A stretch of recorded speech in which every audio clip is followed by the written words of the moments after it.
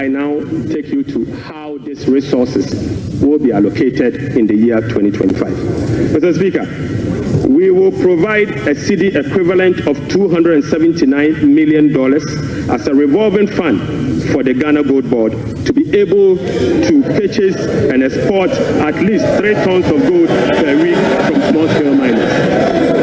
Mr. Speaker, we have allocated 13.85 billion Ghana cedis for big push projects. Mr. Speaker, Ghanaians, and this Honorable House will recall that road tolls on public roads were zero rated in the year 2022. Demand for construction and improvement of road infrastructure continues to increase, even as substantial arrests and claims in the road sector remains.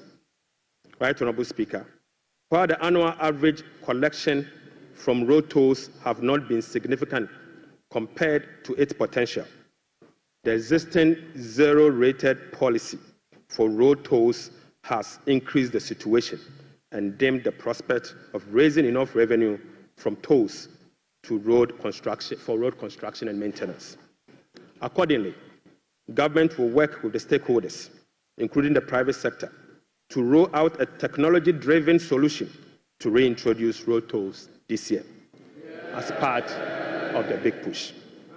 Right, Honorable Speaker, we have also allocated an amount of 564.6 million Ghana cedis for the provision of curriculum-based textbooks covering the following. 1, 4 sets of KG books and workbooks for about 2.8 million learners. Mr. Speaker, we have also provided for 4 sets of primary textbooks for about 800,000 learners. Mr. Speaker, we have also provided for 9 sets of SHS textbooks for about 540,000 learners. Right, Honorable Speaker, under the school feeding program, budgetary provision has been increased from the 1.3 billion Ghana cedis last year to 1.78 billion Ghana cedis. Mr. Speaker, representing a 33% increase. The allocation for 2025 reflects an increase in feeding costs per meal, per child, from the 1 cedi 50 pesos to 2 cedis, representing 33.3%. Mr. Speaker, an amount of 499.8 million Ghana cedis has been allocated for the non-academic fee policy for all first-year students in public tertiary institutions under the No Fee Stress initiatives.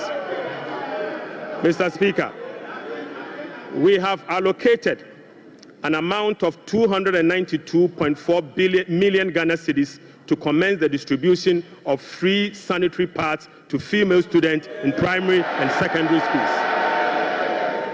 Mr. Speaker, we have allocated again an amount of 242.5 million Ghana cedis to support the victim of Akosombo Dam spillage. Right, Honorable Speaker, we have also allocated an amount of 200 million Ghana cedis to support the victim of tidal wave disaster that recently displaced resident in certain part of K2 South constituency.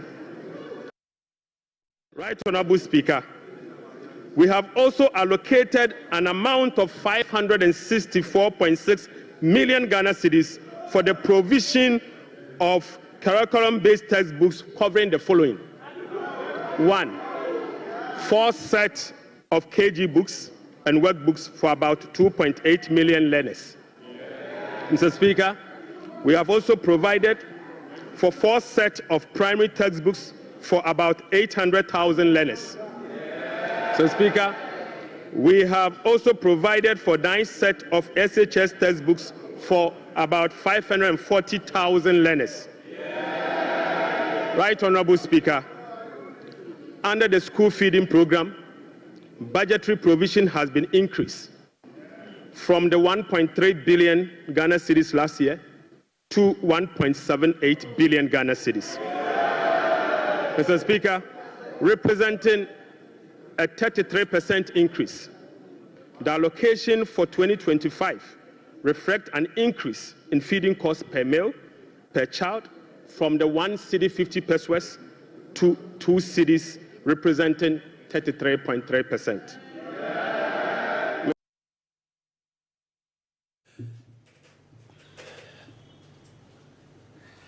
Madishe Mumunyina Ajo Kessben television esuni ene banada match obanembo so bida etoso edu baako ewa fimpimino ene edunum 11th day of March 2025 the year of our Lord ene brother nwumre bono nwotwese ne transia na Adwenkyere medie ne debra amanya so medie sabre ohye ombre na nwotwe aba pa ho sima enwotwe ya transi nondu ene besori medie eso ye ne obedi nkomo e de afa Ghana me amanya sem ne de ye hwemra hye fiem de si ohne Brian ne Dr. Kessel Atofordson aban sana hene koye na aban sika ohye kwan safi obenya ene onye sika na de wode beye abogana me ho bra no wode nyina so kotodwa nti ene entrafi sabre nkobono ndu na ye mpensempese mu na ye ni nsem ho abobo ni atepoi na ehunu se de abai ekoye ma omen anase nkoye ekukese MPP NDC masedwafo se enida so na aba no boshe ya NDC amaniku she Ghana for na Ghana for to abama no de aye adwuma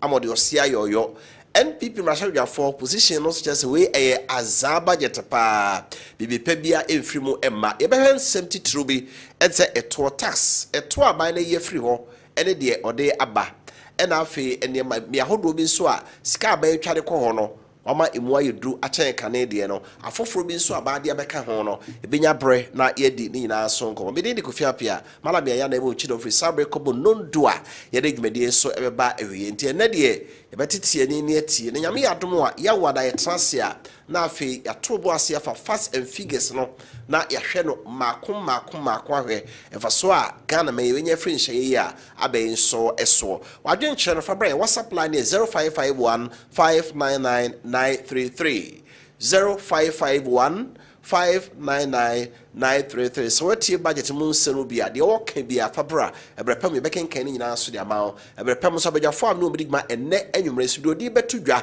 na hono wo mo a omso ha na anwumre ya ye ne o be yem pese budget mun sam de doso nya ne ne be wi ebomu biso ne frichna ede kron de aka nyina so be fa no makom na ye de ho enso enkomo yes ase efri nsem a finance minister Dr. Atofordson or the etudwa the kind of taxes eto okay say NDC amanyoko no ombo nto aso be premampani adwa no omo kan say to do bi ho mba ombe yefro the kind of electronic transfer levy e-levy so bi send the mobile money na wokoyi a anasa wo send ya mo bi momo a eto ya ete wo no omo se fa so bi ani so 1% sika dodo no a nipa no wo de money no ye chemu ha emu abupai baako ni ate afri so eno omo ka so mbeyi efri ho sara nso na mpaniam pa koye no wode atodwa ofri eno so a omo eka se ombeyi betting tax mabunu ye ne ye bobo Barcelona any team bi boss we be hye mienu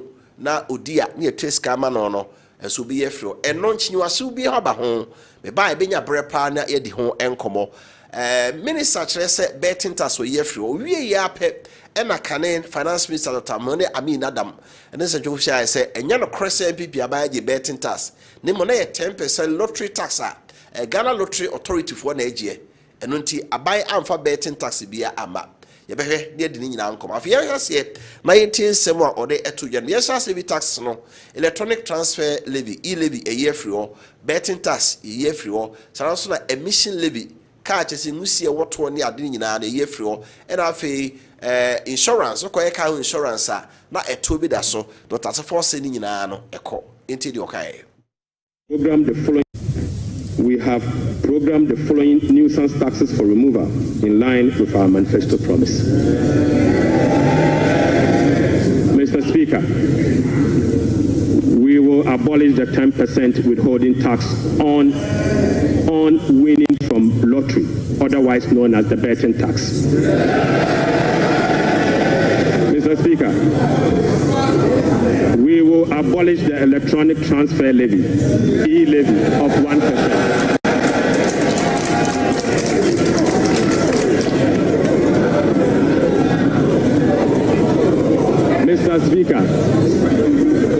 Mr. Speaker, we will abolish the 10% withholding tax on betting.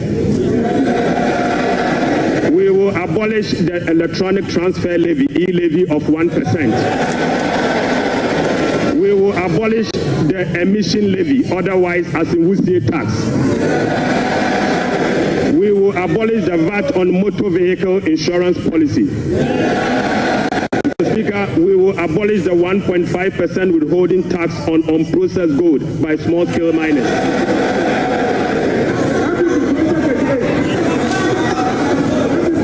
Mr. Speaker, the removal of these taxes will ease the burden on households and improve their disposable income.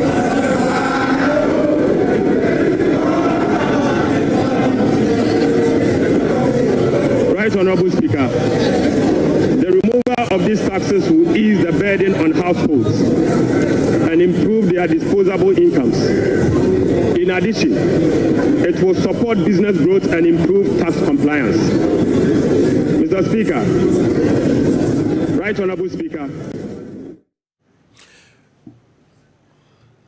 We Dr. Mohammed Dr. Kessler to force and the Okaye taxes a 12 ya we free ho 1.5% on small scale miners or gold I am processing no no say we free ho. Na we no Dr. Mohammed Amin Adam ya ora na yesana hene MPP abreso no o se nya no kre se MPP amanyokuo no na o moje betting tax eto ya na ho dada no 10% lottery tax a Ghana Lottery Authority na egie na aban de one for betting tax 10% bia anto mu a itwa bet na so surprising inti de okay. Betting tax, ladies and gentlemen, betting tax that they said they have abolished. We never collected betting tax. We never implement the betting tax. So to come and tell Ghanaians that you have abolished something that was not implemented is to deceive the people of Ghana. My brothers and sisters, they are talking also about gold board. It's important I address this. The gold board, as you heard the minister talk about, is to be financed from the budget. The minister is allocating $279 million to the gold board. We have never funded the gold purchase program or gold for oil program from the budget. Never ever. It's never happened. And so to fund the gold board from the budget, in our view, is just to put in money to be benefited by NDC cronies. It is to create loot and share. The Bank of Ghana was funding the gold for purchase program from a revolving fund. and therefore it did not affect the taxpayer. Now you have a gold board, which is going to rely on the taxpayer. We think that this is create, loot, and share, and we will resist it.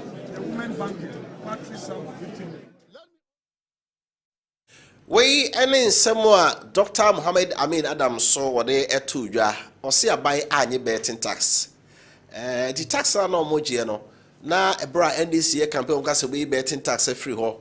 Because said that about me also crack so about betting tax will be twem. So they no moji near betting tax. Why didn't they explain? No mama make him say there be betting tax be any ho. Even your bre na ye di ho enko. Ye my one the school e primary JHS any SHS no say omo boso me so a omo se bu omo ko ba bi obi ho a se be ade on be sisi on ya na eden party abayo bi ho a na boso me so sa na na otwe nyina onko school ibi also asabe na meme bi afa ho eye omo ne ma ensem fata eno so so afo chesa ban etwa sika na ya sanse ache free sanitary pad na afi stress treatment nso ya ye e de ama school fo yi yenti no so de okay. An amount of 499.8 million Ghana cedis has been allocated for the non-academic fee policy for all first-year students in public tertiary institutions under the no-fee stress initiatives. Mr. Speaker, we have allocated an amount of 292.4 million Ghana cedis to commence the distribution of free sanitary pads to female students in primary and secondary schools. Mr. Speaker, we have allocated again an amount of 242.5 million Ghana cedis to support the victim of Akosombo Dam spillage.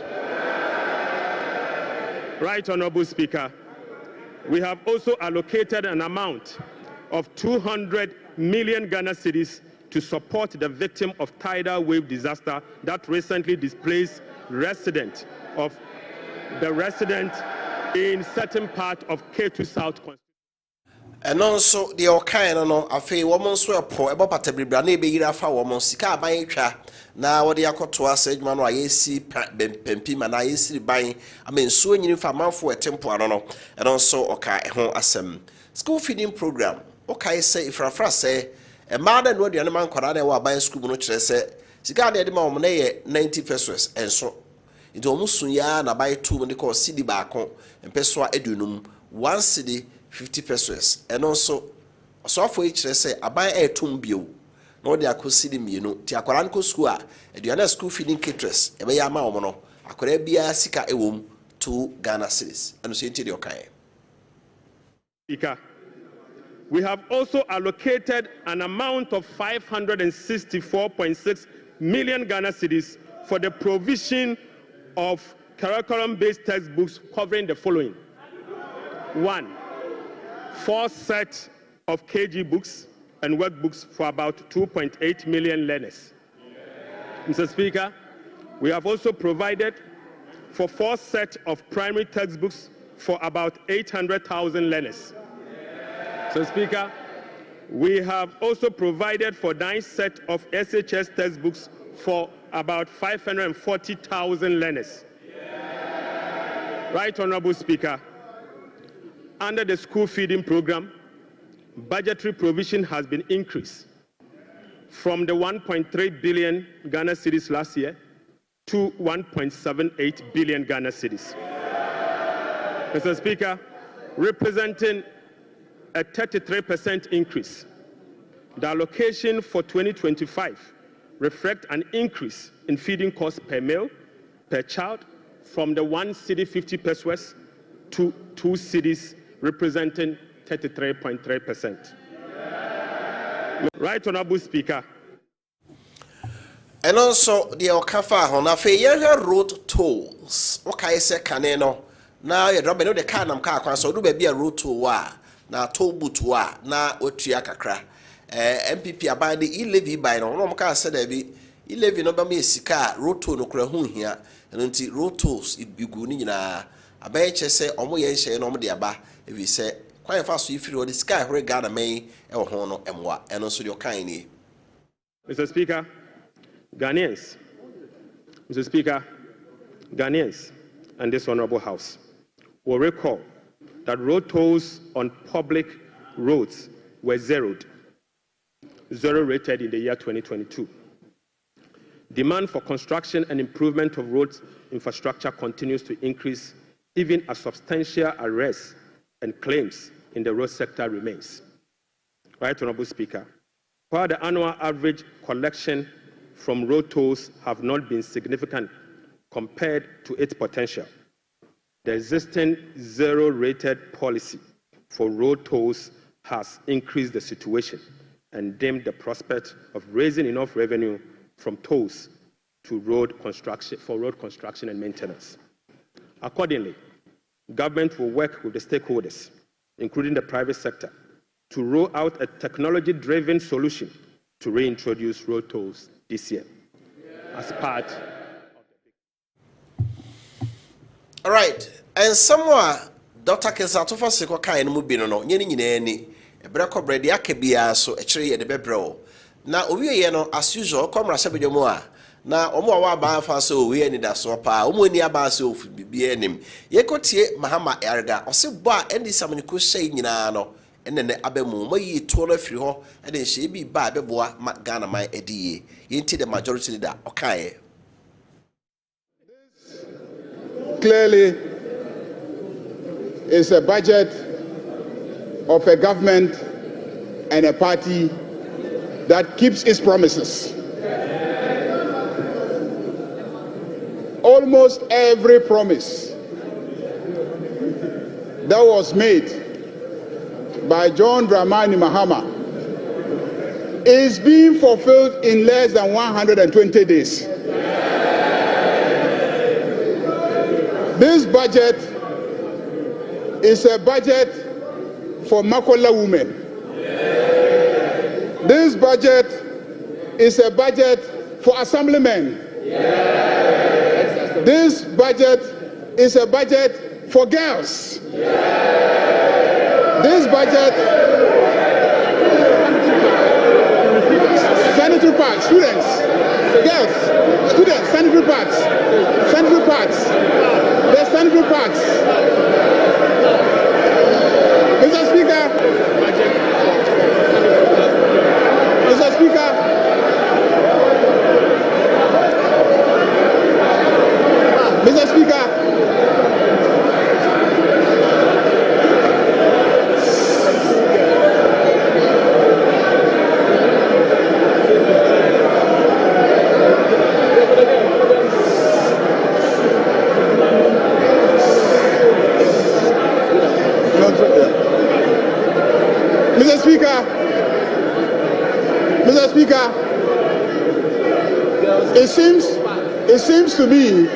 it seems to me that the men on this side have started using sanitary pads. Because the sanitary pads is for the female students. That's why I said girls. Mr. Speaker, this is a budget for school children. They will now get the set of textbooks that they need to study. And peace of mind. Mr. Speaker, this is a budget that delivers solid reforms.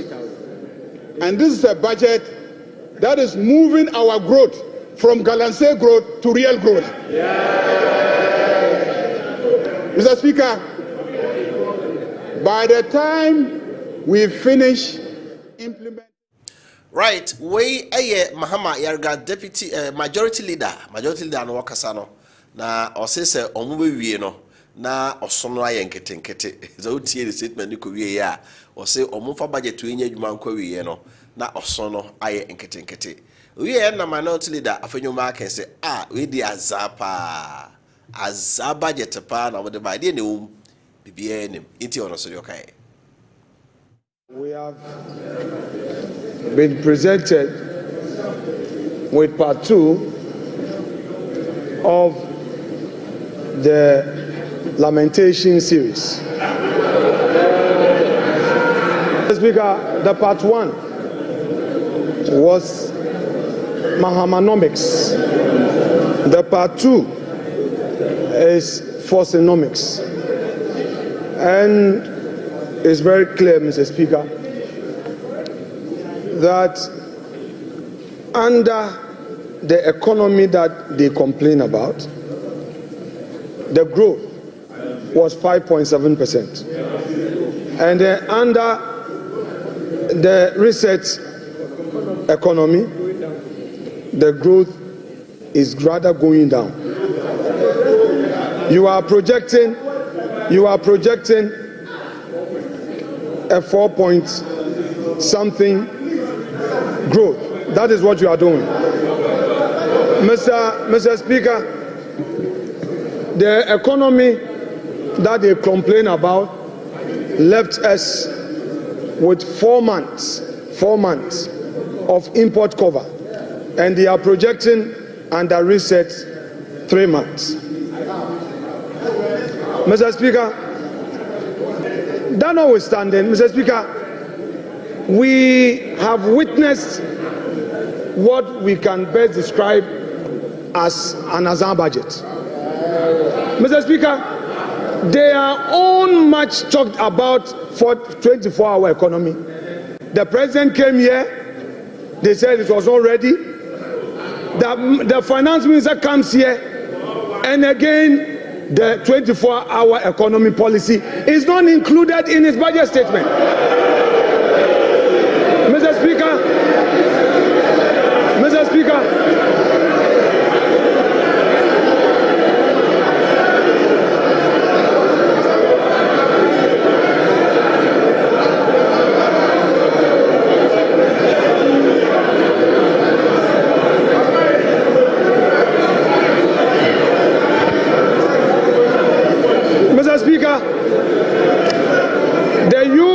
the youth of this country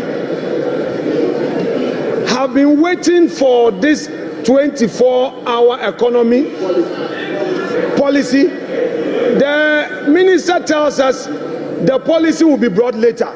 Hey, Ato, the policy will be brought later. Mr. Speaker, it is clear. Right, when in somewhere minority that Dr. Ora Fenyomakin on also kai, I'll say as our budget. Na economy na any someone you could see no growth rate said and government transition be 2 jano, a 5.7% for 2024. I feel so my projection in 5% akra. It just say a few in almost in my be in a crano. O man is casam and cost rot to say a few chair monoa. Na muse enyen we don't listen p need on common enyumre for Adwenkyere 0551 599 933 0551 599 933 so penifo no mo hye enyumre ya be di asemu abobo ni atepoi eye ora Mahmoud Kabore on a dean of Ashanti Regional Communicators ma NDC oha Sarasona Dr. Simon Boateng we assistant secretary ma NPP e watwuma Waweja South or also ayakradwa ye no mudi nkomo na Kabore Ghana Mantapa ni umono Alaji Sofo Alaji akwaba Assalamu alaikum microphone hey over your bro now what to say Adom on pipe Ufogo idie ai jawom papa esi we have been on sergeant for share no ndo shegu shirt so I on no sha na jumpa no wase no wase we na guso Rollinson so that was his tradition yeah dina no ye fa hodie ani ye fira brof nsem but unim se ne de course o mra se bedwam no clearly Ghana enya fa hodie to so bi no ani ye fa hodie ye gi ehu afiri mpokirem ye gi ehu afiri wo hawum ye gi ehu afiri abebretie kodanna ene sebe oman mu ayeden na ye nyam mpani a odwene ye ho na waye nhihye ya ebema ye komu hanye so I call this the second independence is the economic independence gradually ibeduru boshi asase no so na bosume nyina tuasi wo se Ghana ye fa hundie bosume no na nde ye da soronko no de na ye wo se me bonkoro mafugu na ye de aseda no efa Kessben afidikesi so na efa Ghana fo nyina so na eto kanima mpani John Romani Mahama ene NDC aban se womo kae womo shebo na wono adi wombo hyeso ye kae ye shebo ye di ye mbo hyeso okay that's it Doc, Akaba. Yeah. I don't know. Okay. Now from say Nyango Pondum. But you're now say. The Dika Mecha when you wash your phone in a Namacha Chumango Veja for part in Pennyfornia day. And ne budgety, I say, to me friend no a man to your friend me budget. I say, a man come for that's the word of her. Inti Osha ni dia, I say a toss mugakra, but a man come for budget. Ye komuno. The chance is to tune his friend about sir. Ghana for be unze, to say the minority leader can you know. Esse azam budget. Now mubi hunu di inti ayeka se azam budget. But on the whole, esse bibia right. Yes, I see if free said the finance minister a can no. Come on, most bo say taxes be ho amoba. We ye free Ghana for so ama yekumu harry. Who say bo say no and I was particularly not happy. Na me ankasa de me ne nye ho sie be yi betting tax free ho. Na so tax ye free ho no e ka ho. Tax am ye free ho yi. Who no saying government revenue ska ben here. Ya you free. This is a can free baby ba. Ti de NPP for can say kwesi kono gudra kwentia. O yi be free ho. Na de be abehim. Atama me de that ya. O can say. Afami enda mwasi biom. Na yenchiamo na yemomo abaso yemfasi da PAC nsuma wetiefo anwumrei wono agebrani adaje ne yedi djubadi ewo Kessben mamenchia NDC abusuakuo nyina. Indeed, yese aboa apotro aponkyereni owua na yehu ne tenten. Even in the run up to the 2024 elections, na yensusuye ene de yatete ene de yehwehwea e kire se eniema ne nhihye ne amamu a owura kufuado Dr. Mamudu Bawumia ne MPP aban ebeyeye no aja wo hawo bibiri ama oman no a ebe ko dachi atia even yenchirima nyina ansana wono watimi ayi bibi afa ho nanso Ghana for to abama yen na yebeji abanwa no na yenya akwanya wura fikesie mu hwehwe nkrata mu no ya hunu se hawa ne yeka ho asem kura no ene eye humo. We have identified the reality of hawa true amamu boni enhyehyeye boni a na nadodanko akufuado wura Mamudu Bawumia ene MPP aban edijaye enunti na as finance minister before I be kire kwan abefa so obenya sik wakonhoma sika eni mpukura se de obedie no eye emra eni nhyehyeye da ho se o ka kire wiase nyina economy no a wo ba beto no na nsem no bi wo ho a eno eye the reality today a eye yem hyehyeye kase pa ofosusu ampa se party a ogina apaso ka kire yense se ya mo besi amfa mbu mai de enke wo mo wo de na sire kura betimi ayebi to wo mo de wo mo besi bebre na sika wo kurum ha bi kura ka azu wo mo ye adwuma Bank of Ghana Dr. Bawumia okai wo mo ko amontin Ghana for ko ye nkonta se sa time no 122 billion Ghana cedi na ye o mining nyina aka no se ye yensisin ya Ghana ni bia na ye de ka 30 million ene ofa sa aka no duru 721 billion. Unprecedented. Neyeche ekaye dia Ghana ni bia betu abro 200 million ti ekoye anase ye bae. Let us mienu die enim ni se koko bodo die wo ya dantamu a wada nananum akuafo ene wiase edwaman entem nti koko bodo no beboa no waboa nananum akuafo nyina koko ano wajibesia a friend syndicated loan dia betua okoton a ode yahim anase wo mo okojibesia won ho no wode koko no akomo mu abra koko no yate awie yefra ban mu total liability at cocoa board kire say car na cocoa board din nyina was $199 million. What the cost at time no CD rate no a na ye little to 800 million Ghana cedis. Sa time no na nhyehyeye bi te say free fertilizer edema nananum akuafo nyina na ewombi and now aban yi ba ya o ma fertilizer free bi mu no aban we yetime de ka esombo Ghana sika no aduasam opepepepe aduasam yenu 32 billion ebisa ye ho say koko bodo a won nompam na sebe unko ba no wadi ba wade no wo ye den na wo bosa aka awrehosem kura wo mini say sika omokoji free amount for her external creditors in the form of syndicated share wo mo boss ye beji koko say di abrom no esan say o one fasikan share kuafo adwumam anso na nanom kuafo asene ye kuranti koko a wase ye de kokora yanya enti beyond 32 billion offer e wase ye san pe koko no tons no ahasan ye aduasia 360 tons e de kotuaka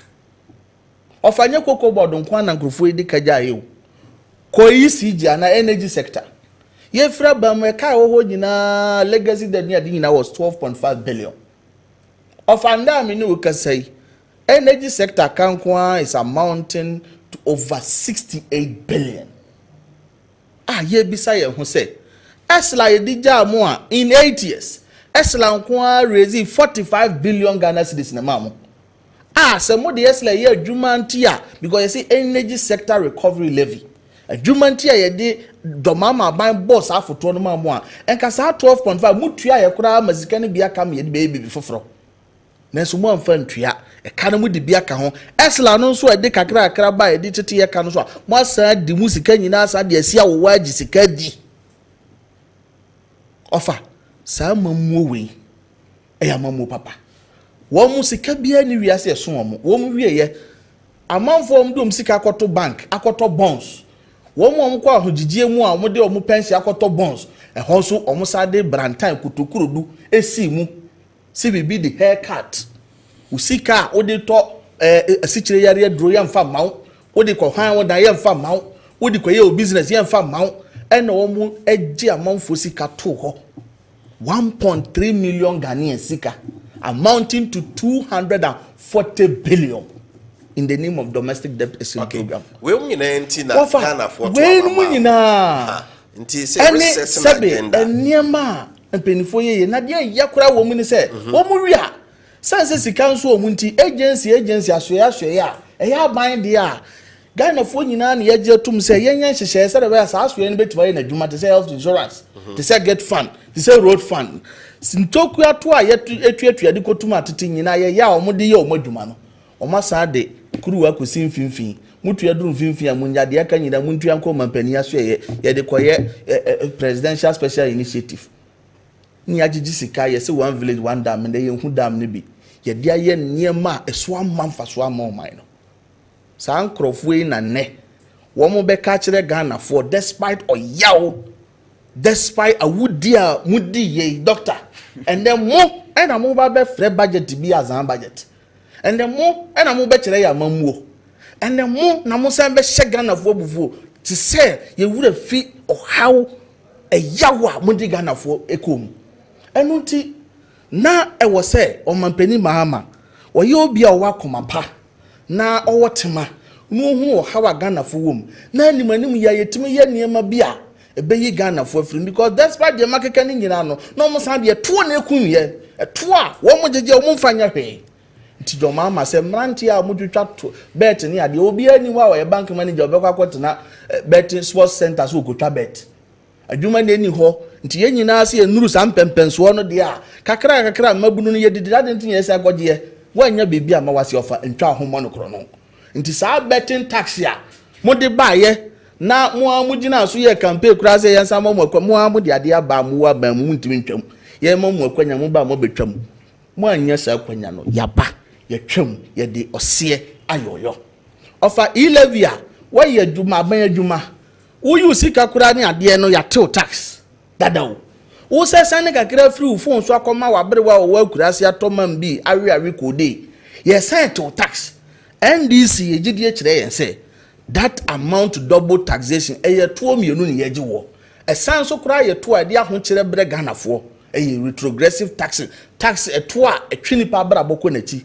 enu nti e-levy pam no twam no enu so ye twam ye nyi biem ye to so miensa emission levy amokofa ba ye se obi ka ye dada kakra na wusie pie to a wo metu ato industry na adwuma kakra na wusie pie ya ma ya ni kura amre anka wo kwhye wafuo kura wado wafuo kura wo kwhye so no ko ma ba je oto eni ye ma ya ni yes ye ma ya ni bre ya na no de o mantimi amfa nka mienu ya kai emission for both vehicular and industrial no eno so ya ede ye twam se wo kwakoto moto bicycle insurance ya ye krofo we sa ko fan hye ya o mo de VAT beto so ama afre de obi wo wa ne VAT de boya den enye nipa de no won pese obetwa na so san hye ya ama ne boya den ti ne sika nso no ordinam krom yese sa nhye ya aban da kofa ba yese driver ni awutie wo hweme anwumre moto ni a wo hweme anwumre mu koye mu insurance ya de VAT to so na no so ya den ye twam what for small scale miners gold wo butu a yenya process ye withholding tax ye wo so no and also say 1.5% levy na da so no and also tin to nta ya dey ye twam sebe ya Ghana fo be hunu se sebe enye just populace na bia ye yetiase ni enim ba bia yetu ba ko afirim ye benya bia be hyem no Ghana ha ye wade bia ye frɛ no tax refund account ye mra ye hyehyɛ de fa kwan a ye fa so je eto okurum ha no ye di hyɛ mu se ye jeje ye to odi nyina ye fa wo ha mabu pensia 6% anto nkyɛn na afemu ni nyina ye hyehyɛ ye nyina wie na ye hunu so obi eto a wo se otua no watua ma na boro so mistake ana ye ne ye boro so na ebe ya dance se watua boro so a ye nko saa tax refund account no mu na ye nko yi bi enfantua nipa kroka because from so ye den e wo nipa ho nti Kessben e wo se otua e bi 100 million as tax na obetua mistake 150 million e saa futuo dum da wo se akire ye hunu a ye koyi bi ye den e de bro mo saa futuo no timi accrue 29 billion a little over 29 billion Ghana cedis nhwehwemu a ya kire se nana dodanko akufo ado ne Dr. Mahmoud Bawumia use mu just 43% amounting to a little over 12 billion Ghana cedis offer diaka 57% amounting to 16.6 billion na aka no wo mu di no wo manu mo mantimi an count to say ye de ye wei ana ye de ye wei ye trezi a ye hunu emfaso asa sika no e de bre o man no finance minister say de bia ye benya ade na mana bro so what futuom na ato obi sintidua no waye no basade and the south futuo no anka because hyehyeye ne mre kire say ye nyantua nuru 6% no even 4% ko ntua nuru da ye ti odu ye toto ho no ye ntua nuru 4% kurada enti 6% ye ti 2% ya free so na ka 4%. Okay. Sa 2% no ayeti no. Of a be save o mine na be ma yesika 3.8 billion. Tieni yo. 3.8 billion. Of a e-levy afimu ni nyina e ma 1.9 billion. Betting tax afimu ni nyina e ma 180 million. Withholding tax on unprocessed gold a little over I think 400 million or so.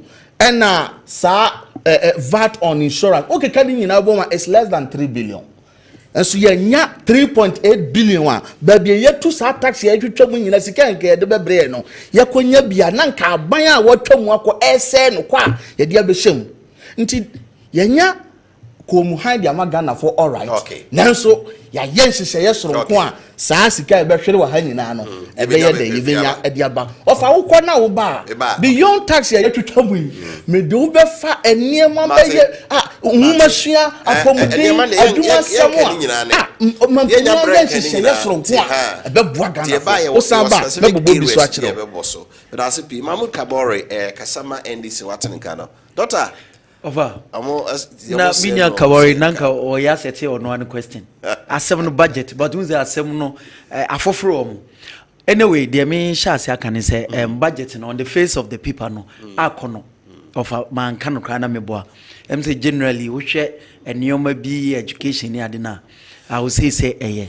But you see omo the taxes no ye propaganda. But taxes no problematic and solve problem there. We share the omo no esiki omo hwehwe se omo de oman Ghana beye. Eni nyomo no omo kekana. Aye to say the me can now correct me. Aye a man come for budget. Anything. Aban say ono ne nyoma pa wodi hu dwuma ye taxes a wa twetwam ebi ti say e levy ebi ti say boa me levy, emission levy, any betting tax. But offer the question is, Adena port duties no or one can answer because they a major point of discussion. Adena hold your man for Munsanka. Yeah, campaigning in Emuna, dear Bakopa or Modi boy a do, and they say na import duties no, kese eso. Adena no your man for Munsanka. Adena COVID-19 and no man for Munsanka. Because omu major a yipa campaign a yipa omu yedi TMPP and he said COVID-19 ya no a kem and ye gusu ye levy. It is a one ya a choir. Adintin and no man for Munsanka offer. So basically, as omune Ghana for a disabi kutumame ube agro. So because a no neswa a affected virtually obia or maimua. COVID-19 no any import duties bisaya ma me no say sa betting tax na mo ka ho asam Ghana have percentage of enkofo atwa bet no ma yeti omo no mo yesen basically ubenya mabunu ni mpanifo bi omo twa bi but fato to COVID-19 omo ye affected fato to import duties omo ye affected because indirect tax enti wuto ade bia definitely you are affected ade na wo pese truly upese uye bibia na eboa ma oman mu obia ho tona eye saa e-levy na eye pay as you go policy no eno na don se koka because eno no man transact ya yentime betting tax man go twa bet yentime but wo bibia upese Ghana ni ho tona knowing very well say your economy no eye import driven na se wo bibia upese Ghana ni ho tona enka fa wonsa keka import duties ne hu se wo ye bibi COVID-19 na wo opposition na wo ka se ehun ye we no ye no na ye hu se wo ye bibi ba ni nyina no ma fa mo nsanka ne no de mo jai enti aye koto ye friend say hwe form wo hwe form ana esoro no ye de bu kon ana hwe soro wo pagya woni hwe soro ana form no ye de bu kon now omo kasafa omo flagship program pa ye 24-hour economy the major deficiency of this budget a 24-hour economy now still a remaining amorphous any shape or more ankasa because for the past 2 years preceding this moment my taxes good and also fantastic any other issues okay say if that be the case now yes say taxes say what jais and your mom you know and only the major struck major year Ghana for the COVID-19 and the import duties. But what they say, Nimiu no one found Sanka. Now I funk it because of a menyashosa which will be a minimum bet in no trebi. Minya Kabori cram, yes, so trebi. Miangasa mean trebi. Any what they muenina. It is some few people be now also say, Yantunium from Frewa. When you share much ado about nothing. Basically, they have only dug a hole to cover a hole. Me going forward no. Now me say. Baby, it is betting tax. I no pay na meet you now. We interview an economist be. Basically, betting to say you change mono. It's not an investment. A negative ADB. It is for the purposes of populist wenti. O person ko photo jum efreunti. So we say we you know free or na betting enkoso. Sabi ense o maya. Why na we no? I don't dey yen na ye pe o maya enkoso na nchechire. Why na ye no? Enti na me make say ye restrict ye ho wa ha. About betting and your friends the taxes now. I think so we have a lot to do as Ghanaians. You hear betting tax no in detail. Dr. Mohamed Abi that say MPP more implemented betting tax. They more 10% holding tax and Ghana Lottery Authority, National Lottery Authority for na AGA. But betting tax there, more fine juma. And no, which you must say. Okay, so sa enkomono of a member se medibi. The entire member say medibi is one me need the full fact. You one lega obisi betting no metrebi.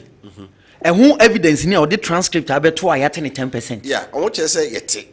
What does it? Former finance minister said no ye the National Lottery Authority or more test to no dada. Good. But betting tax the more implemented. Fantastic. And now no the main a year na ye dey adini di juma no say eno nya betting tax and there were two evidence my equity video number because at for say can no or can say 10% withholding lottery tax That is that it. tax is different from Betting tax. Good. It is the same. No, there seems to be a confusion. Say no one betting tax no. And amoji ye na abeya be ye free ho. Anase na enonko.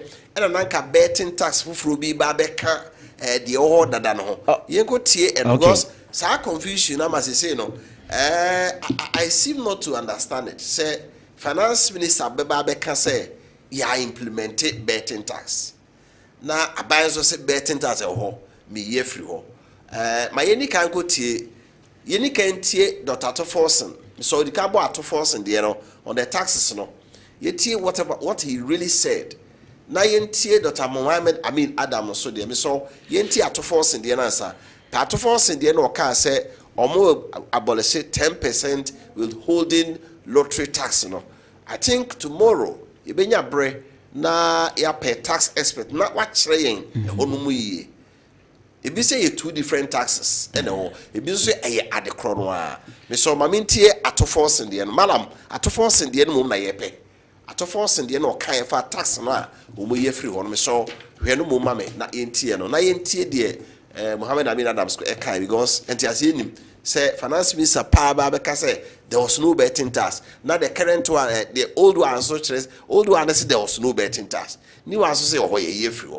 Why this confusion? You tell me no the analysis of it. I've programmed the following nuisance taxes for removal in line with our manifesto promise. Mr. Speaker, we will abolish the 10% withholding tax on winning from lottery, otherwise known as the betting tax. Mr. Speaker, we will abolish the... Hana no more penal. Was we abolish 10% withholding tax on lottery, otherwise known as betting tax. And on over a year, Muhammad Amin Beka say they didn't charge betting tax. My NTA Dr. Muhammad Amin Adam Sokai on the same issue. Gentlemen, betting tax that they said they have abolished. We never collected betting tax. We never implement the betting tax. So to come and tell Ghanaians that you have abolished something that was not implemented is to deceive the people of Ghana. My brothers and sisters, they are talking also about gold board. It's important I address this. The gold board, as you heard the... Okay, we ended the Dr. Muhammad Ahmad Adam Sokai. Doctor, you see, what is the clarification? Of intina me can some be so. The entire am very careful in discussing this issue. You say, you are two technical people or mokasa. But say withholding tax, otherwise known as betting tax. And na former finance minister say, implementing betting tax. Me as MPP communication person, me nina in support a former finance minister. Unim bibi. Na year of a year before election. Adia ba kopa NDC for so good yen so pa about this betting tax. Any your campaign mu any this betting tax. Emma Dr. Bawumia because about Obetwam yeah discussing the finance minister come and tell us that is it. Why implement At the time we needed information like this.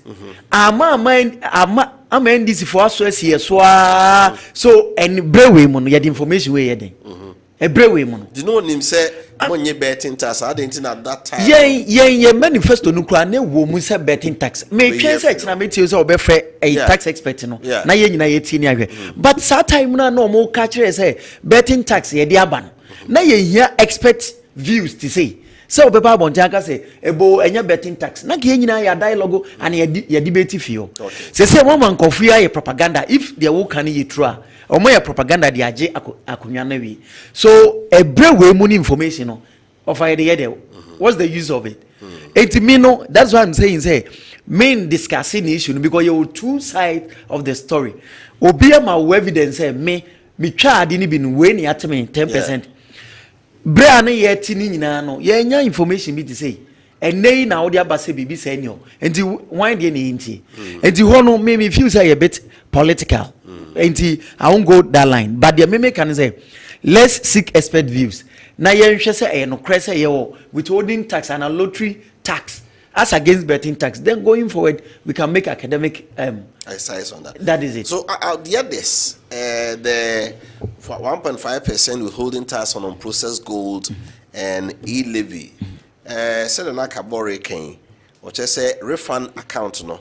The 6% na nekotum. Scan near who de bidi edibi tisu tuti.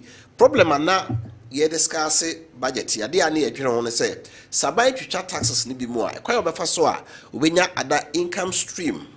No ya be sha na because sika mu no o hwe a your budget deficit last year a 42 billion. Just a nyasem keto onti so who say you told me free hɔ na ehu but say the kabor reach me abaya pluck is alupo no we bia okui de abeso unu say be adwuma. I must commend them. I one of the strengths of this budget. In fact, I know panic say Mr. because na me be that expert you know. Budget here omudia be na ho odin ba ko pa di nyina so ba ko no. Now over Ghana asem ne ho no. And may the biamika say who take decision bia na be guided by history. The baby etwamu. So na your history about budgeting no nye papa. Sanka yetimi edi no kra ma sa police we na enenka Ghana nke be koyenim. But for me I think say enye ade papa bia we sa gold a year omo kan wasemi. Yenim NDC for bay omo operate in the space of this gold and this mineral thing. Yenim people who are closer to the president. Omo ben president na omo operate the space of mining. Pastor say it year 2 your friend is saying gold ni mining ni sanyoma hu anamobia. We should be very careful. We see a bedro but let me mamema ayi kakra. Yeah, to say the former finance minister. Okay, say no they are in Comra. Okay. Yakoba na in your brother. Kabalo or reaction beyond this before we move on. Yeah. Just one or two things. The kind.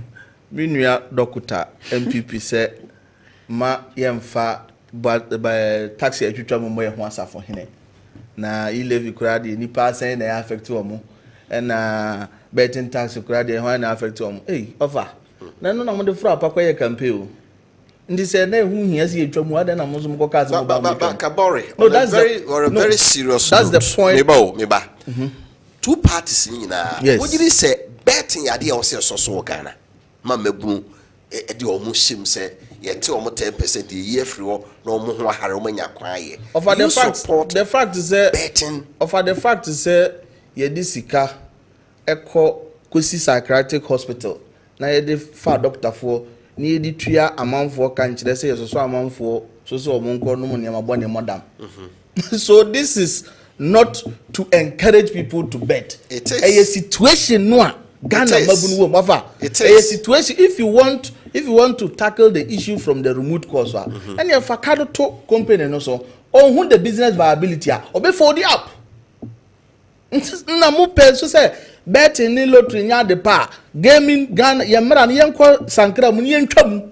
That is the main solution. But for now dear once country ni nyina je atum say yenye gaming yenye lottery there I don't think say wo to bi a mabunu na wonya adwuma nye no a wonya ne bet kakra na wo so ko but betting ya betting companies are bay ni nyina e fra mo ne all over the country world baby omo ye bibia no they are taxed. Me say denti na Ghana they say mabunu adwuma yenti the NDC ye mo kwan say the NDC believe say Ghanaian society no feel say betting any all other lotteries and support to your moral fabric no a me see ensankra ye mra no mu yin chacha free o my Ghana but until now and until say such a time we betimi aye nhyehyeye ama Ghana mabunu dodo no wanya adwuma ya medika ka kire so obi ye bank manager on kotwa bet ofa adwuma no enya mabunu ntia sabi papa aboa adwene nya ne person oda atena so no ye danda no ko benya no oda nsuom so the mabunu no need sustainable and well paying jobs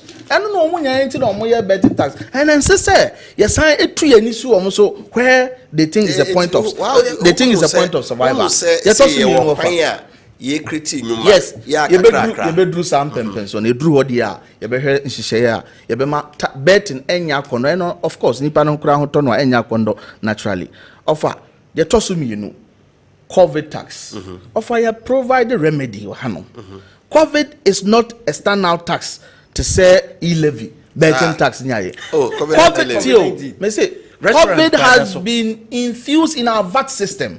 A certain percentage of our VAT. Now your VAT system has a challenge. And me patch on back. Be receipt amounts. Me patch on back. COVID-19 baby kota. Ye bo VAT non kon. Ni about COVID-19 kon. They don't fuse the two. Meba. Any attempt to tamper with the system, well, here you get a crash. Aban otwa mu kwa any IMF di nkutahudi no.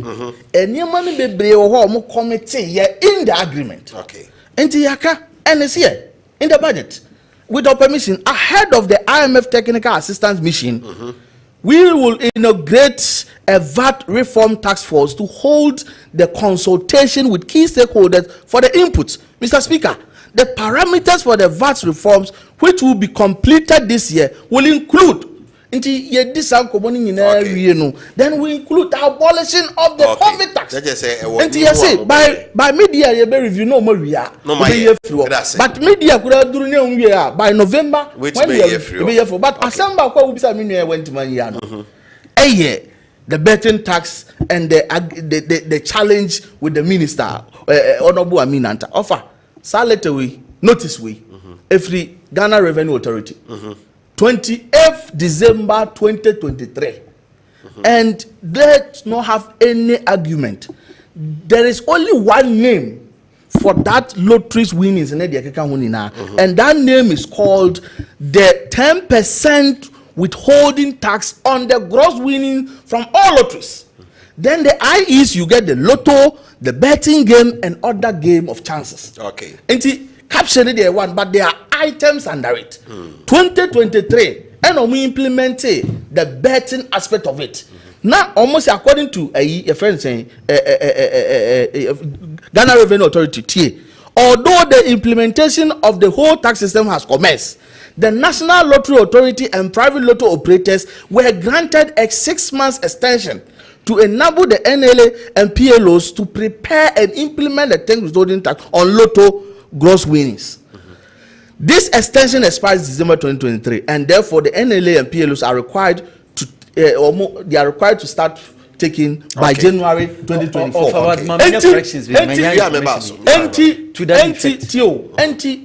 Betting tax is betting tax.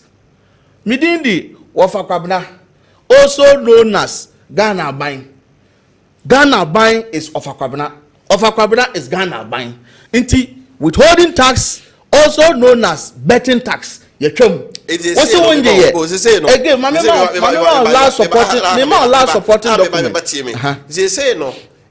All the lottery in free so and betting because the tax name 10% withholding tax on lottery. All lotteries winning. Lottery no ye domain no. Domain no. The subset no be any betting. It just say betting ye free ho. The domain na kan ye ho. Lotto ne ukutwa ye beto. According to later subsequent communication from GRA no. One want to me administer the na lotto for no because they didn't have the systems and they didn't know how to even implement into lotto no there. I'm told up to now want to me apply that 10%. But betting, and this is the evidence from GRA. So or say GRA generate 15 million from betting tax. 2023. Dr. Bremna here. Now, or can you mean? Yes, with 10% withholding tax, no, a different from betting tax. Nana, what we say at 2 Casano or no cano. 10% withholding tax, otherwise known as betting tax. According to the problem, they say, so that we can, a 10% withholding tax on all lotteries and on a domain. That's right. It is subset ni be any betting. So I say a chacha, lotto ye chacha, betting ye chacha. Adi bi a auto ye bi a chacha. But to force betting no make one. He should have said, say 10% on all lottery holding, no, and now betting a part of it. That's right. See, that's where the confusion. That's right. On no yes, all be clarify nneɛma no ɛna ɔsi yɛn implement any 10% withholding tax bia but betting tax in the ɔsi we've not according to collect betting tax wɔfa hwan na no na fom the finance minister Roman finance minister also wano na fom yɛ papa no kasa na ɔnyɛ kremoni na nka mɛka sɛ that is it ebenya bre ya hwɛ mu yie pa sɛ etimi introduce tax bi na bia yɛ 4 departments and agencies ɛna yɛbɛgye wɔn na bia agency ba ko bi asase ɛgye na the other agencies no enyan hyase ɛnyɛ ɛba saa do we say yeyi afiri hɔ a yeyi ni nyina na afiri ana because bia na agency na ɔno yɛnyanyɛ no yɛnyam fanto so de ɔno no de bibia ni okra na ɔyɛ afiri hɔ ba bɛɛte ne de hyase a yɛgye that is it and it makes specific it should have specific reference that you has mentioned that betting tax but rather saying 10% withholding tax because lottery for the no that is it is that no offer domain na na year 10% withholdings on winnings of lotteries. That's the said here right now says not lotto for the end there are even other game chances are and no honum it is all domain no you refer to the specific item no and you refer to the betting tax see how can I say lottery for the end na they gave them a 6 months grace period. Yes. Missy latest communication crash say they couldn't still get the technology to establish it. But the finance minister didn't say 10% withholding tax, also known as lottery tax. He said 10% withholding tax, also known as betting tax. No, but it's not lottery betting tax. Bigger than betting tax. That's the point we are trying to make. But the tax, the bigger domain, no. So far, if per the communication from GRA is correct, BNY Yasasi Ayeje, a betting tax in Kwan Yasasi Ayeje. It is so abolish BBA. It is over so you specify. No. Don't hold the brief. Anyway, otherwise known as. It's not holding the brief. Me say it's not holding the brief. No, some can say Kessben Media, otherwise known as Kessben FM. I'm wrong. That is it. Why? Because Kessben Media is Kessben TV. Why are you wrong? FM and Kessben Online. Be a registered company. Media General. Kessben Media. Otherwise known as Kessben FM. He's making specific reference of an no. Okay. A body under Kessben Media. So you can't body under Kessben and otherwise. Anyway, let's move on. If what you are saying is anything to go by, why didn't the minister rebut by saying that we never implemented lottery winnings? No, it's a bet winnings. So yes, don't hold the brief for him. What's the betting tax is betting tax. Nobody is Nobody is holding the brief. And have Mabuno and this tax in because that is where the Mammy Rabbe says the other sectors and the Breno Akopa. Good evening, Mr. Host. Unlike the allocation of the various sectors for where the financier was emphatic and precise on the amount allocated, we kept saying we will. When he was speaking on the taxes, what are the phrase we will stand for? Does it mean the same as we have? He can't say we have. Maybe let me answer him. He can't say we have because the work it is subject to approval. The approve we will. Say your money abay Parliament can say debia and yejuma. That is how we say. Okay, say we will sanitary partner we will. Because just a Parliament J appropriation be bia tum as now can say we have. You can't say I have done this. What the Parliament say when you tum. You know, use the word we will. And only entrust or say motiasium. Teacher Eric Mansoa Trasheke will be here. Sika. NPP government brought numerous policies in Ghana, such as National Insurance Scheme, free maternal care, free SHS school feeding program, Ghana card, and many more. President John Mahama and his NDC should bring their policies that will benefit all Ghanaians, like what NPP has done. Nkokon Kete policy was not mentioned. When? Oh, we are sure. Now, I understand why some MPs demanded the sacking of Furiata as finance minister. In fact, it didn't help MPP. This is the first time I'm beginning to admire NDC for bringing some relief into the country from a free of Asafo. 2025 budget is tantamount to robbing Peter to pay Paul, because if you scrap e-levy, betting and emission taxes and you increase income tax, the value is the same. Father SK from Kenya say Kumasi. I don't know where he's. May Almighty God bless President Mahama and their NDC for good budget they presented today from Yekini Asawenso and on the free by Solomon Jagri from Kumasi Kunso Ahafuano Southwest. The new song in town after the 2025 budget, Forever, oh Lord, MPP remain in opposition. MPP, wow, may Almighty God give all MPP members good health and long life, especially Nanado and Dr. Maumia, to experience good governance. Yes, Ghana is going to be better again, but the good souls who couldn't survive and the MPP government have a peaceful rest. And also, dear Yawade, Golden Boy Anas Mampong Ting. Well, it's good news from the finance minister, Honorable Atofosin, who read the budget today.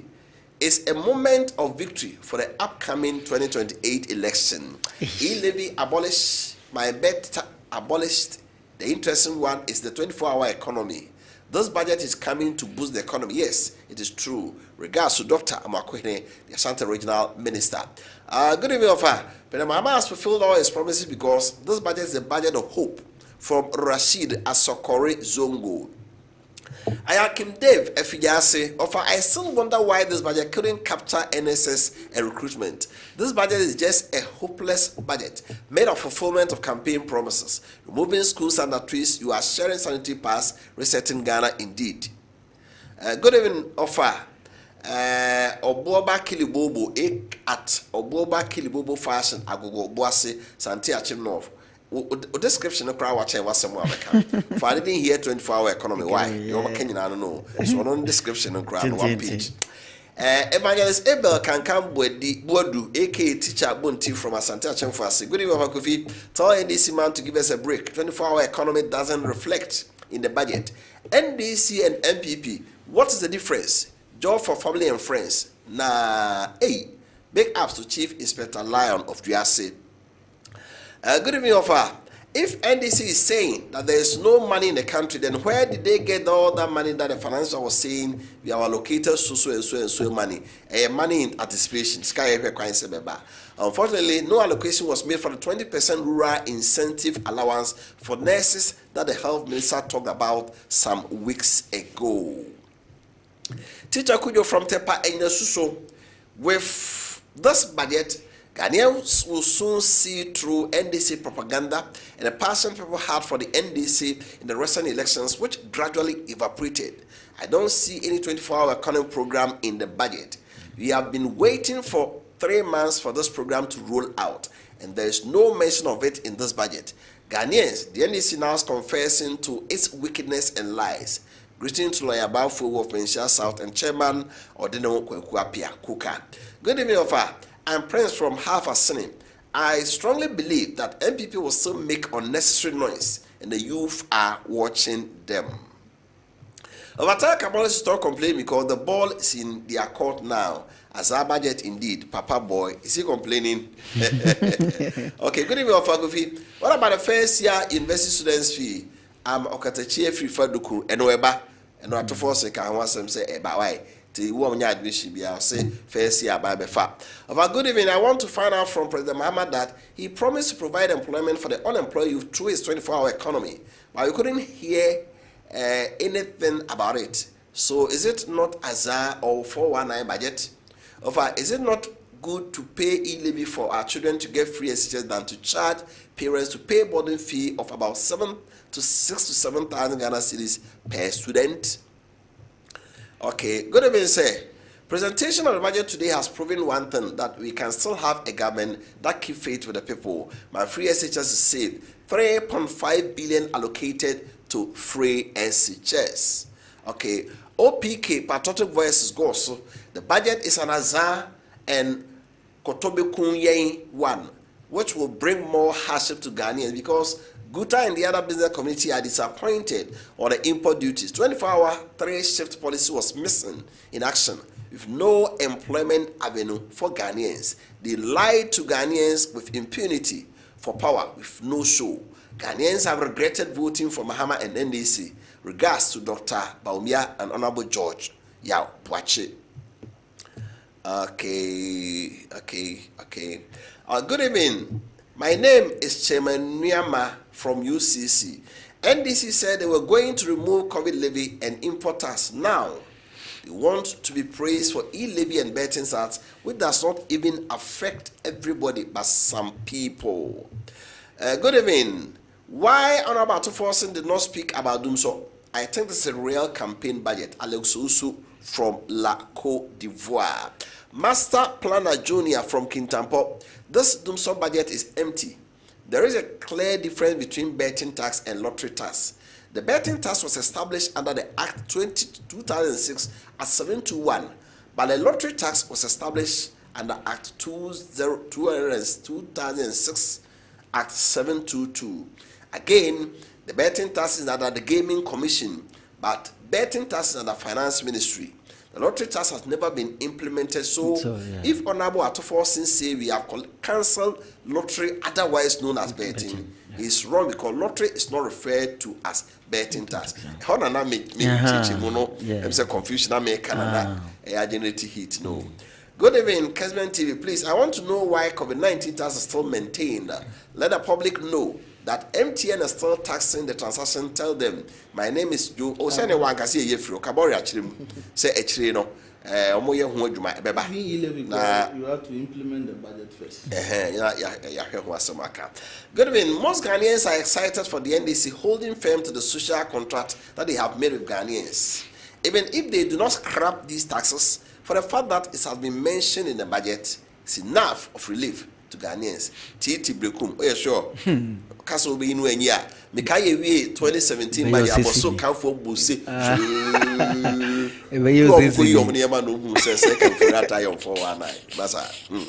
Good evening, find your panelists. Please tell the MPP that bleeding is allowed. How can the whole former financier say betting wasn't implemented? No wonder they go to Parliament only to sleep. Excellent budget for the restart. Wofa asked the MPP full soldiers what their sloganing budget brought to Ghanaians. Please tell the MPP to stop sleeping and listen to proceedings at the floor of Parliament. UK1 etibie kwewu and MP back would die. Papa. MP back would die. You was answer budget there kind of MP to Parliament what that. Oh my goodness. Because when you know not to know what that is. Good evening, Mr. Host. I want you to is it us? And this man the Bible support bet if you then Gabi from Bambo. All right. My one here where other policies are by Edia Bar. These are free SHS. Never chess are by Baobichem. Abai Enchem. Name or say Sikai they support free SHS no. While allocating a further money to support it. And I get fund and so a penny say get fund for Toho. Yes, Skabia, Yetiti, and Cotum. Baba Nadano, Ken, Bresso, yes, Yelcomua, your face can in our support to education. You be Kakra, no budget and baby, I watch away the Acoso. A basic get funds Skabi in Ano, Yefening in Ancotum. Now you found support of free SHS. A further 3.5 billion cedis to support Sebeya. Free SSS Bijana. After school feeding, Yatum, Scar Devian Quadamediano, 1 city 50% got 2 cities. And Quadamai one old school noir, but some is so be a Sebe, the bosom is so ultimate Sunday party in home to Uncle School in Ano, a bench is Casse, Yemfanye, Sa, and Yema will so in aunt. These are some of the promises album about gold board on Swa, a buy see a gold one. Also, to sell Taman, Abida say it will be a burden on the taxpayer. If the caneno na fence PMMC ho mo yo madwuma omoto gold na scano omo akoto a na omo de abeto e say the creative gold border e be fed me for na yetu omo ka nya pesca mom de adwuma.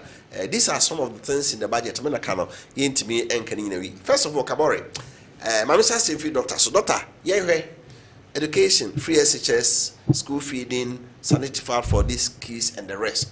Who no say enwesua abaye ni akoho ana say it say okay offer me that see make say didi kan omo aya de Moshe for the first time are buying sika wachako education, especially sika or see more and ma because he can see how because enyano kre but to kunkrasiena indeed we ho a tam and a sanitary part inti a krabi bosomi so school kra onkobi na hwehwe mu akere say affect imagine say bosomi bia affect akra about 1 week cumulatively no it was so a term no chese what no be 1 month every term ni mu enti aban tu sa na mo na get fund so and now mo on capia or mo di free SHS akose no me as an educationist and so me go for it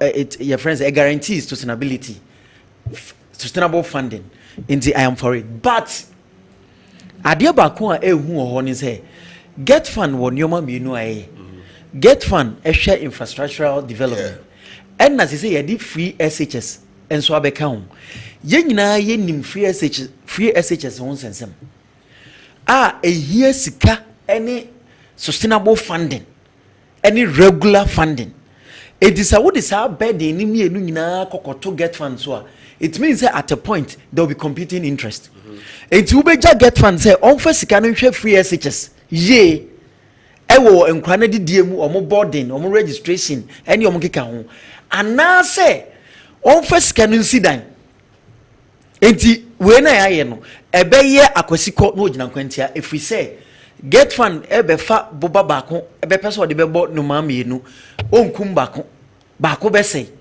enti they say no get fund enkohwe say free SHS implementation na ankasa no efa nkra na didie efa nkra ne enuoma mu no on fasika ne nkosha ho because eno ye very involving and I say on fasika no mfanye edan any other infrastructure eti nyame nwa say last week headmasters e senior high schools nyina obi say teachers e kira dia eye meeting staff meeting ka kira omo say new policy be about say aban say e was a parent e fund bi and they know teachers for ehweme no enim secondary school last 2 weeks secondary schools especially was Ashanti region na menim say omo ye meeting na ye headmasters na committee they report bre omo staff say aban say parent enso so ebetua e kan bi enti wo yo anka ho asem ne one can once but the namu no and we no make us from me evidence okay HRS they say aban say ono nko me fund bi because ade na eja ko she get fund and American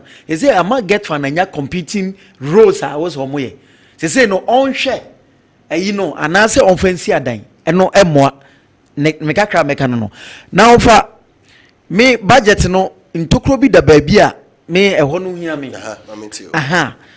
ye ko elections we ade ba ko pa na edi elections we hu ayi no eye adwuma emabru ni se adwuma ni ho ena NDC for the your friends the 24-hour economy ye bono na eya kamia say kabore mo communication no override ye de ntu Ghana for mabru no je 24-hour economy ni to say NDC aban se ko ba so omu wi ni a o metimi the 24-hour economy no ebro mu adwuma na o mo hwehwe na o munyan ena o mo wi ni afedi o monya tumi na wi a 24-hour economy no e wo budget ni mu no o mo antimi anka ho asem meanwhile ya de o mo discuss 24-hour economy for the past 2 years and finance minister ejina parliament e discuss 24-hour economy na and our discussion budget na was 24-hour economy no omunya nka ho asem wie no omuka ho asem wie a omba be ka kire Ghana for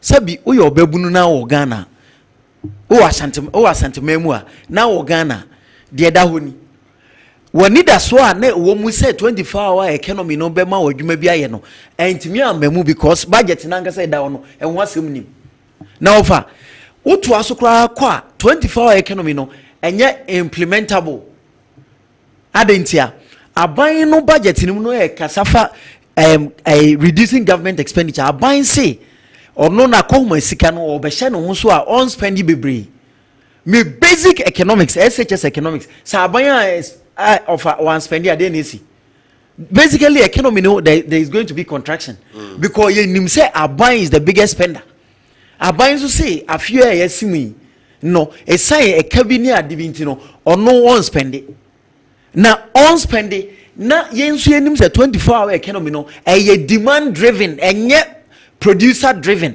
but wo hwa omo yi ni nyina mu asa omo concentration ni nyina production but ye nyina enim say maami a woto ne duane papa a woto ne duane no say ye to a enye ona abeka kire ni say won so nyina ho ana ona it basically we are aban there was how ye ni say wo betime de policies bia ba ebe stimulate demand ebe man kofo etima to ade but wo to aban dwuma ye fokra keto emu no 10% as compared to 23% aban dwuma ye fo nya no last year.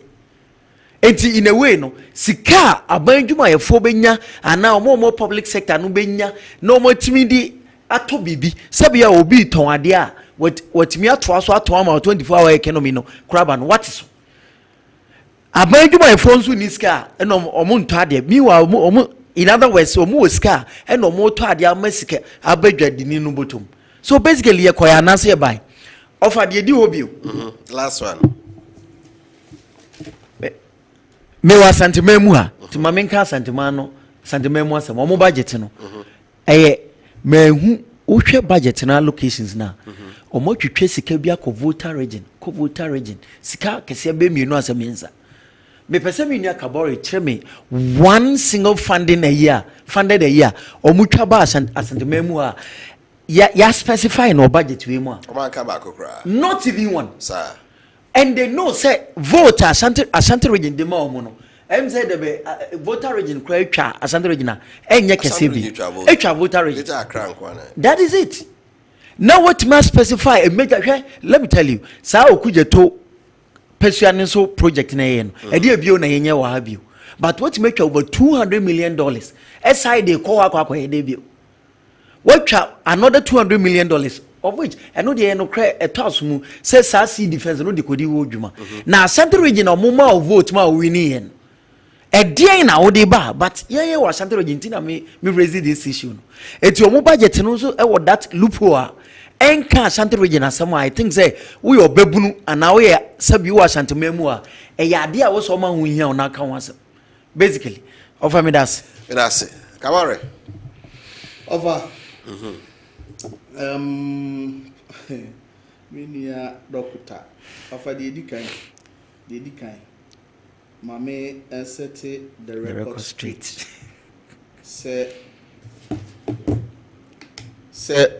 nowhere of the company 17 and a buying and say Minister of Education swafo hwe humasua Asia a teacher fuku and a headmaster fuku say aban ene de free senior high won to me ti awofo emra metua bi eyem kontompo a dance bia enta akiri ye tosu mienu na kokobon so kwa ma headmaster bia wode wupem eye nhihye ya se bi wo ho saade ase de bidua ika pese wugu aban animu ase se enche ukuruwa beyema na ahodaso asem so akwa ma wofo se ana wonu ehwe won mofra se school bia headmaster ya ban senior high school headmaster wo ho be frɛ se wofo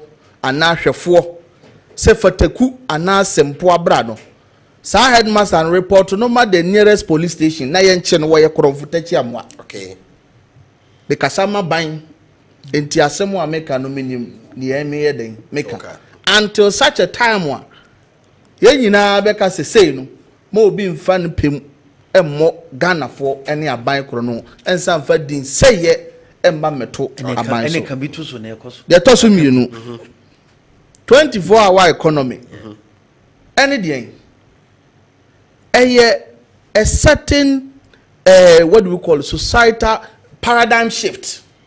You say traditional hours a year jumano. Ye say jumano. Nemum ye be 8, ye be move from the 8-hour shift and working around the clock. Nemum den yenhye. Ye be yenhye ya to ho ama ankura wo pepa. Say we roll it onto the program no. Ye be receive wo mu nyina. Na afa nhye ne aso ase na ebetimi di ama omo no. Ye di ama omo ama wo mo atimi atrahiem na create space na yafa mabunu ne bia ka ho mienu eye aban aso ya mpempi wo ko kwakoye bibia na etimedi na pi because adwuma na ewo hono nyeden enkontem. We said government agencies with considerable high traffic. Ofa mini wo kasei minu ya doctor wo company wo ko register na san hyehyɛ no guso ayeden ekoso enti wo hu se company ba ko na mienu na eba wo ba den hu se meditaku na asempo na ekoso na sene. 2 minu kase government agencies are one more considerable traffic. Almost all of them call DVLA platform. One more year she share soronko and the DVLA shayembo and even yesterday and then one way na minu no every go robots go moduma be say go for the first time all charges ni ade nyina enka fe kanene enka yedisie na obi nso timi kɔbɔ no bɔ pe no nya kakra wo so no and they are publishing nyina in the coming days. We are going to run 24-hour economy of DVLA system. Time will be you can get services with the DVLA. None other. Ghana publishers say under the Office of Government Communication. Omo pa omo de ho ntoma MC no de media mu nyina mo capture ya. Me no kase omo so started 24-hour operation and I do 2 o'clock open adwuma say ye publishing be ma printing ya de a won betime gina omo na so omo ya. E creating nyuma ama Ghana fo aka. Passport office wa unua kuma Samuel Okudato Ablakwa ya beto wanim 24-hour economy passport office ne kura na boama Hajj village yakọ set dex ya nkremofo musulumi fo mbekọ Hajj no yatimi infrastructure enei okope passport akane no yatimi di bosome miensa na unya passport enei abroso kura ye na miensa onsa be kan passport because of the 24-hour economy those are government agencies and they are in operation now. A black watch will say even in this budget because of science policy now on what start implementing no budget will present we are or recruit 100 people to the Ministry of Foreign Affairs and I believe Dr. Okwama Wofa Kofi Appiah which man your Juma of Foreign Affairs either so don't man bastardize all these things already. In echo other sectors. And in the man can say nothing has been done as far as 24-hour economy is concerned. Free SHS, laudable policy, a buyer Jessica, de Coboa, ma how a woman say suppliers in Sanko Musicano. What's our common share is some of the privacy in high schools back on. But we ask Mante was over, sir, we the first ever budget here. This is a very good question. First ever budget here, Diaba. And Ghana former Yakonya said social contract in fee 9. And Sabia son say being the room was not built in a day. Okay. Tinshaya Kanyano way is a good faith to say we no ya kan ya ye dia it means the akanyina no so akachire no e be to me ayo. Ya toso bi no offer me person ne mabunu titiriw yenuanom amukọ school wode mo aso femme na bakwasem ochina semunti yase adanse enti ukuma boa so nkuru so a wo ahwe aside eto bebrebe na ha ya dwomama ban dis aban ne yatwitwa ni nyina mu no abakwasem ni history a ye setting ne a ochina obia betimi agina ka se dwomama ndis na de bae. And say for the first time in the history of this country, yes, people with disability say we nuanom abubuafo a enye wo fom so enyame ehyehyeye no. Yes, Negana ha wo kɔ suapon kese tertiary institution free a ntua taku ntua sempoa. Wo de first year na wo a mre no so ya fa bag kɔ ye be kire wade mfie 9 kopem so obenya bodin krata certificate na wo degree. Wodi akopa adwuma ya entua taku entua sempoa abakwasem a asi wo Ghana ha 1 abakwasem atoso mienu for the first time e Ghana abakwasem mu abofra bia wo ba bekọ tertiary wo de onye bubu oye normal ye nyina ye wo ahode etumi kọ ba no afie di kan no aban se wo no maame sika nka wo di kwakotua school fees na aban afa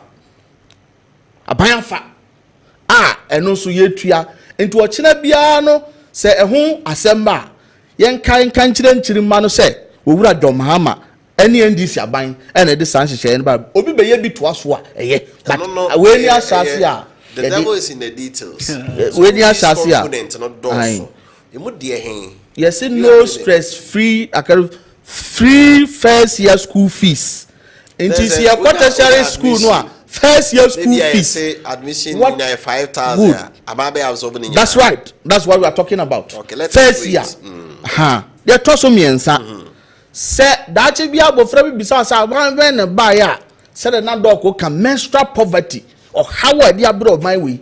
Mabawa, one compare one insane because na ofa kwan bi so e de akope sika o de beto sebe amoasiatam ya wanya bia be obi aye no la akofa asemoba yentimi nkan wo mo yenka magana nchirima se meka bore menti ase kura na nchiriba ba monka mo menti ase se domama ban ene benya asa abadaye no a o cheche free sanitary pad ema the girl child in both secondary and the basic level they toso a 9 Mahama case. Okay, say US no more policy. Your friend the Obama case. Mahama care policy ni say. Eniema soronko a ewo your friend say ya sabia to say bia renovation children's one. Those are the infrastructure component. The yade so a ye kurankro to say cancer, kidney yade o se otwe sika pudu ansa na watimi apa no pomasibire no. Mahama bo for twat was a wunya say ya de nya won fam so. Aban no be so wasene ame ya bo won kwa ho ban a ense se wuwu se Ghana ni be se montwere to so abakwasem Mahama na de bae de to so num free primary health care from health center chip compound kodru empempensuo bi yade bia ha wa wode be ko ho no no e wo se Ghana ban ene sa hospital ti hwe free a untua takuntua sempoa sebe wo ye kuani wo hwe me mikro mu drobon so fo se kira from place for Kuyafo akwa fom kwa manu da sumuna so na aboa tia fro na wura health center bi ne be boss snake venom a untua takuntua sempoa sa health center o etimi je oyira wo a owuwe ya fa yiri kofie untua hu sa ward ho no a se 3D yare hawa ne etimi hwe ho a free primary health care Ghana ni bia ehunhia ofa abakwasam ne yeka no enkokon ketenkete enkokon ketenkete manenya abakwasam o Ghana ha se domama ban ene aban a ode nkokon ketenkete policy bae se sika twitwiri dia ye de kwakra akokko force bakurum ha no ya ye betimanye yankokko no bi wa hawe a ebete import so na ama ye sidi no anya hoden ofama no kwa abakwasam mu se akuyafo a wo bedi eden na through the farmer service center se uni sika uni hwe ye betima twere wano asem mepe kansia mepe aburodua mu ye medos ye ba bedo afuo no ama wakade wo dia nso obehwe afuo no so etwabre duduru a aban betene de kakra mfaso aka nda bubuta we ya ofa abakwasem wo twatwo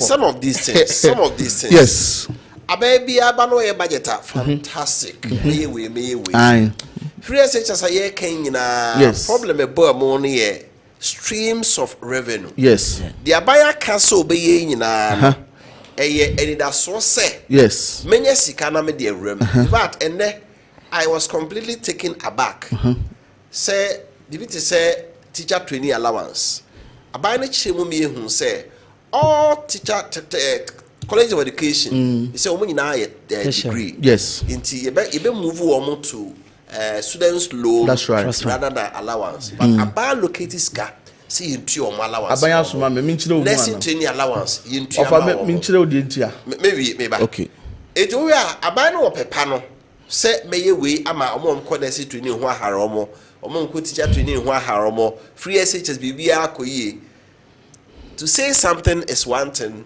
and doing is another. Edu baby neska no mo safi aba ho akire no na enema no nko ye say we mu ko strike we mu teachers headmasters and e ba nkola no akofie kabare do see say niema ma kan nyina no mbetimi aye ebebem ofa ade bia ni ho anipa da sani odi si wani so abrabo mu a wontumi nyo eno no say obenya botaye na wakonkoden towards it me yegidi ni na me gidi akire me say once ebeboa o my Ghana no Ghana fo nyina de nkabom adwumaden ebeye adwuma yensa benya sika ebetumi e de ayesa nema we nyina and aban we ya hyewobo say because of person ye nema directly ebe affect Ghana fo no manya so mfaso no nneɛma bi wɔ hɔ a na yɛyɛ amfasoɔ ni so a yɛde sika wura mu kwa no yɛbɛtwitwa saa nneɛma no so ne yɛn nsa yɛ den aka sika ɔfa hwɛ sɛ obi bɛyɛ ministers 125 na aban wei yɛ 60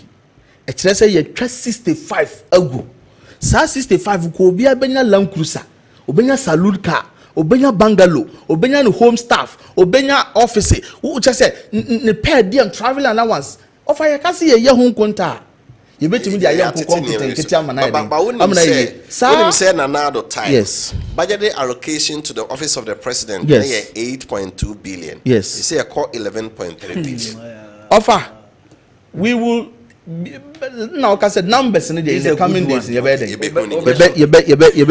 so mama card assemble about teacher training allowance okay yan ye see in 2016 say it has outlived its purpose especially now some be ye nsia kwan say untumi miemu ma afoforo ntumi nye den emma enti ye hyehyɛ se ye free ho say be a quota system and a limited institution no ntumi fa full capacity no omo ye ma omo sa kwanya no ntumi fa ebiem ade ba ko esa kan ho a meyi ye ne say na ye move the teacher training colleges to colleges of education and tertiary status. Until this time they are also getting degree.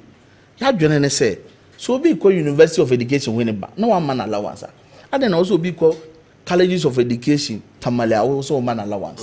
And ye free ho. A lot of backlash. Ni feel say just for political expediencies. But later, ye hwehwe mu as a political party.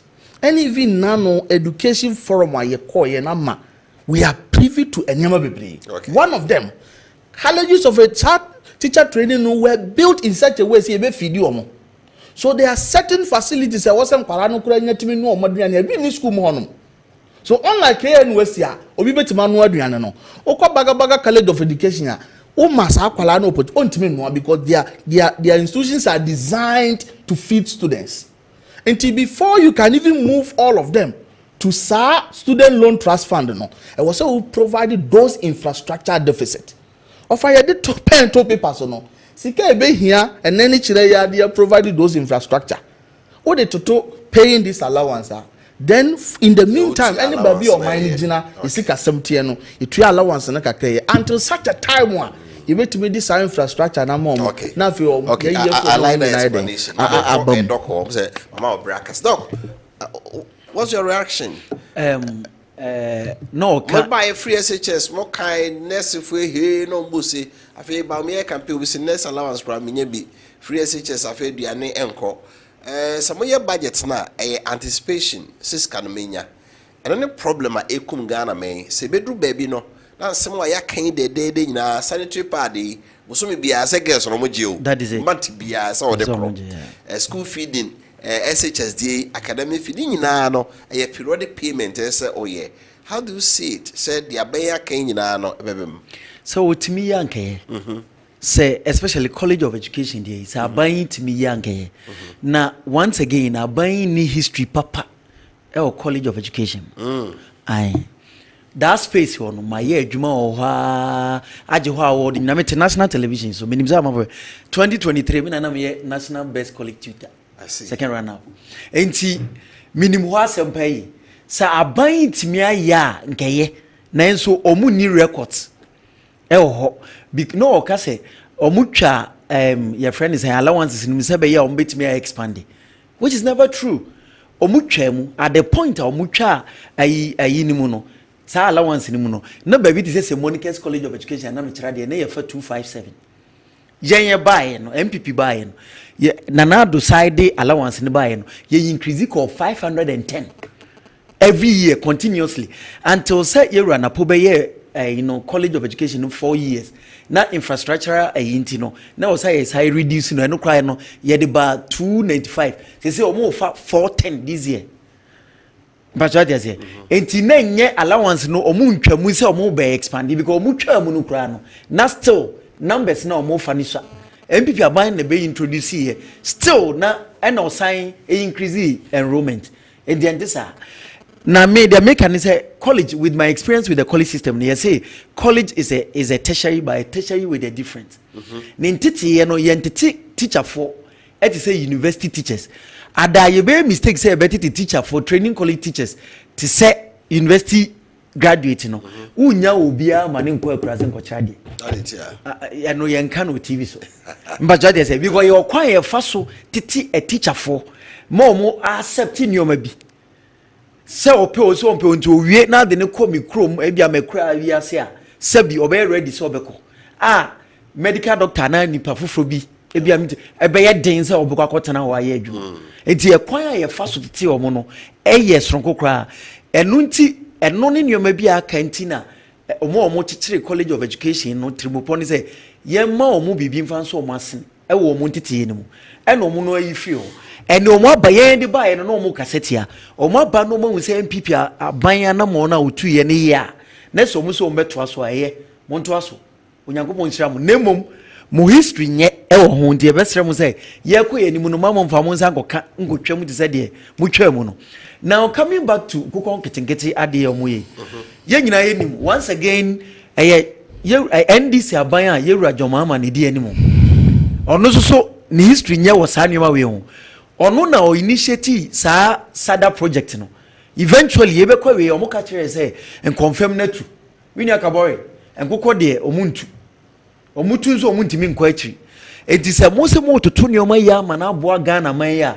Montutu ni ye sebe ya beboa ma oman na aye because awieye na ho no ntimi nkotwa ntro say akokọ watu kobokina na monhwe say ye policy a beboa ma aso bibia so te say de oka no say ye import substitution strategy a na nkoba say enka mo 4 term no wie na ye betumu no na nka ye hunsa ampa ye beja konwa no enkokọ importation ana enkokọ aye kraba oman mu no eswati na ye nyina ye mo ama oman no nkwa ani mu by we still stand by say mo budget we dey ntokro bebre da ho a eya se azan budget me das offer me das ma me come message sombra message na ya to aso ka worry ya wotre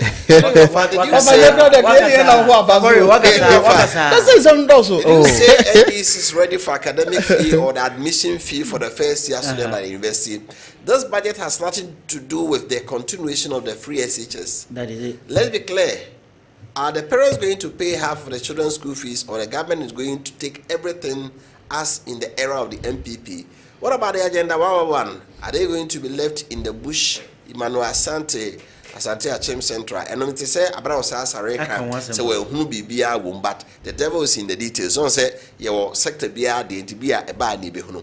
But as a policy, dear, ya antisa can be beer, Sibia, Sikase near the tour, near the VA agenda 1, maybe a scour located for health ministry. No, maybe it is captured in Netibia this year, maybe 20. Next year, so that's what we were saying. Say, Yanaka cracker cramumanka, ebeboa. Good enough. Talk about that. It is not changing into lion. It is not changing into lion is the heart. Getting the tail. It's easier said than done. Ufori from Jene. I'm up for times. I'm up for vice. Okay. Once again, going good evening. I want to try and going evening offer. Ask the doctor whether he knows about the big push called the big push when implemented shall be for infrastructure, employment, capital projects, agribusiness. So he should be abreast officials before coming on air to expose his hypocrisy. Over the 24-hour call has already been outdoored at the Assembly Press, Passport Office, etc. No wonder they only come to Parliament to sleep. Over the level of educated illiteracy in the MPP is beyond imaginable. And also beyond imaginable. There's also literacy be assured. Beyond imagination, I sort of. Ask the doctor what they did about the phase 2 of the KGTR project and other stall projects. In fact, the MPP has succeeded in undermining the acquisition of the PAD degree, UK1 TBA Kwewu. But they say KGTR project, and wants some more budget. Something like that. Anyway, MPP arrogance is too much. Almighty God doesn't need arrogance. Because of that, 2028 MPP MPs will reduce back to 48 MPs. And also the other by no.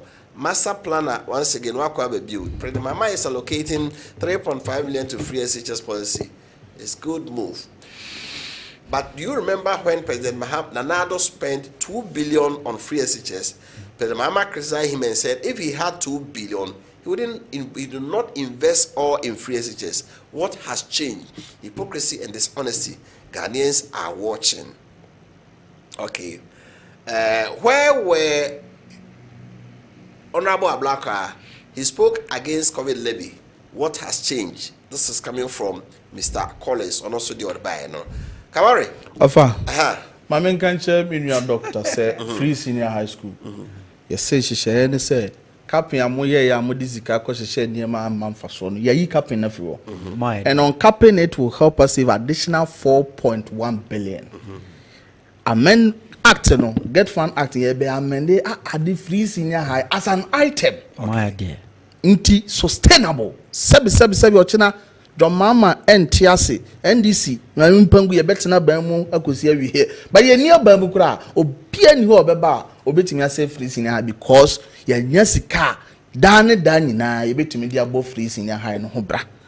The argument say get fund is for project and what have you no there. Minua enu nti ya kofa big push abale. Into infrastructure some the big push be ye ebe kan Ghana for asema momo. But free SHS no it has come to stay ye be hwa na boa Ghana mba. Colleges of education see a track record papa ho. Now even Chrome hakura Ghana ye way colleges of education ababe na establish do no a. Because me ma wakwanya se bo 9 pe kura mo aban e de aba untumi mo. But ye obi ani mo asem. Enti track record ye ni bi wo ho ne sen. Ade ba kwa metwumi nu adwen asiso ne se John Mama di nipa bi ko sada wo mo ankoye papa ode omu gina mra nanim mfie dunum na nanka omu kotwa na nankufu adokura de yi wo mo se wo mo yare mo ba ye mo di nipa ni bi ko the same ayi mo sesa ne ye no Northern Development Authority ama abobo ya ne ba motor bicycle de ko ho abobo ya nko 350 motorbike 750 ye ba ya mo se ayira na motor di yira duro count budget that be motor di yira duro who comes your friend say for equity you must come with clearance. You do not have the moral right to even talk about that. So what I say into of no near dia ye can wasem asem pass ba ya bakwasem for the first time offer when him said the assembly mind for one more brewe who ye important offer obi yiri enyim awoka obi yira na do assembly mind obi yare na do assembly mind police be chi obi assembly mind light do assembly mind then so oman yan hihye bia ye de sabi da omo ase aban yan hihye say allow for assembly members no it has come to stay and now for the track for kura national apprenticeship program it's my favorite because so far obia na school no ni titimi di boa no e was ye magana mansa no nyuma wo mo so dachi bia no omo so betimi abie wo mo nyuma omo so be omo masters no mo adidi ama omo nsa akọ awofo ano say mabuna mo pese mo bie wo nyuma de eno ne adwumawura policy no eno so ye de 100 million akotum no bia doctor bia adwuma ubenya kakra asasene a wadwuma ne benyini from asante kunto asante offer the to asante de ye disika to mu a ye koye kejetia phase 2 okọ the appendices at the main document you see that not yes otumfo abre yes otumfo abre ye nje jisika nko hele comfort aman be hele no me Dr. Mwakohini only the na NDC abaya abai Ashanti region the nya portion because we share the way our budget ni mo yesi na so emphatic on project eco voter region now we vote Ashanti region the NDC na nya one emphatic ayi wo budget mama too nya treme ye ka policy here e da woni mi mama too make forget about it make a policy a year die ubi budget no ayi fa na kasafa Ashanti region budget wo de bi mama too mama kejetia mama it's not about mama confirm not as part of it's part of the Fiam Quanta project. Come on, me say okay, can on page 17 project aye stalled and then you see I listen to you somewhere more the propaganda say page 17 budget no bo KJT phase 2 way or can stalled project aka and obo efie kwanta me say page 17 media amount I read it and obo KJT phase 2 one ma allocation bia say e wo budget policy mu forget about that me say Sa budget statement win. Why so emphatic about project akese we no eku voter region. Project Ben. Waka ayokuja to constituency a year village That is not a project. over 200. Oh, what's your understanding about project program? Nyabutre. Wakasa for say we sika 200 over $200 million. Ghana cedis are what they call. There's no allocation. I mean, there's no allocation. Okay, Dr. Mwakohine, any minya kaboy mo communicate mon kasa ye na mon nye Asante region de family. They make no medas. But I say, good evening, honorable. God has been we didn't say Yanka was I mean coming. I'll say please, we will. It is present tense or future. Because NDC in their campaign promised to abolish many taxes, but the minister said we will. Let's experience it now. Tommy from Asinia Edward Way Appiah. Okay. I'll say, listening to the finance minister today, my hope is restored as Ghanaian, and I'm very proud voting for Mahama because the budget covers many major campaign promises. Samuel Ativi from Ahavo, Kenya, and also the way free Appiah. Solomon, then Jagri from Kunso Afano Southwest. The new song in town after 20 budget is that, oh Lord, remain in opposition. Okay, so a message we already about that. And was also Eddie about a piemo. Okay. This one it says, good evening, Kessben. I really like your program. We thank God, NDC government, and the good policies of establishment. May God help all Ghanaians to meet their goals through this government. And also the area where they buy no. Wofa Kofi is Kabore Azaman. It's not saying nothing. Is this NDC guy confused or what? Explanation or campaign? How is 24-hour economy free SHS in the budget? Okay. This one is coming from Asari Bay. A budget of hope had been delivered this afternoon, so MPP should keep quiet and watch good governance from John Dramani Mahama and the NDC.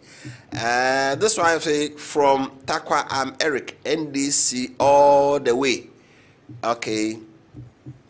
MPP communicators should stop disturbing us with those arguments with no basis. On all what you did to this country, you still had the guts to come and come on live shows and insult us. I guess you will misuse your own property like how you govern this country, right? Senior, wake up. Also, my name is Frank from Adwenkyere. Please, let's take Mr. Vomao issue. No, Vomao issue they say anyway. Yenka Vomao Asimbia. Good evening, Mr. Host. My name is Frank from Adwenkyere. Over this is purely Azar.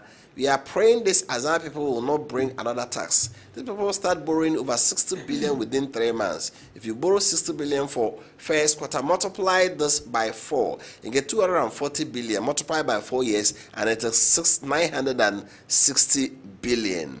And also at the and so and no. I think the NDC have worked the talk on removing the overburden taxes on Ghanaians. I wish them well from social commentator Fijase Setre. Okay. So I said, good evening, Kessben TV. Please tell the MPP man that COVID-19 levy is abolished. You should go and listen to the minister well and stop misleading the public. Kessben from Kalio, Upper West Union. COVID-19 there, Master, that's whom why. That's whom I would try. Ghanaians should not think that the NDC is bringing something new to Ghana. We live to see Sadada Nkoko and what we free and so a day a buyer. The DM say one said Anka Asimbia. It's a short notice. I don't know who that notice is being directed to anyway. So he didn't bring me any notice now, any proper message. Until maybe you go and come again. Now, Memfa we in Chatona, Yemfa and sorry so. Please, good evening. This God bless President for removing illeviating tax. We pray for Ghana it shall be well. Nana from Asante Bekwai and also the way if you buy. Well, the information is here now. Ebreno ayabe. Yes. Over 10 seconds. You could you better Ghana for say.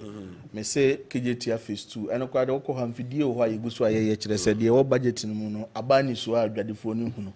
Me ye bom paye say adwadefo yensim wie no. Na seed fund e dey to Women's Development Bank is a bank na pejama manu anya business hu no sha na dwadi no ayden a content mama obi a ho ayden atono say MP before can say mebre mejene so oboyi ma mejene so pa itakula say MP before can na yetwa we mu yenya bi nye na kuro no bese ne ade no mpeni se di watwetwa no ntoma no woni onim se di opam no fa munim ho a kamo ho mo sre Mudi amaya mon hwe na yentwika no Ghana phone tire chi Santiman tire chi na eyeya eyema nyina but I say doc if na way over the mechanic say ye de eguso aye sre bi ma asant friends Asantiman so omo chicha omo nche ma Asantiman na nya bi de e kan no and the esre mo NDC for esre mo mpani for Dr. Makoine mo mpuso mo na ye chiche yenso so ebimra Asantiman mo yeda mas.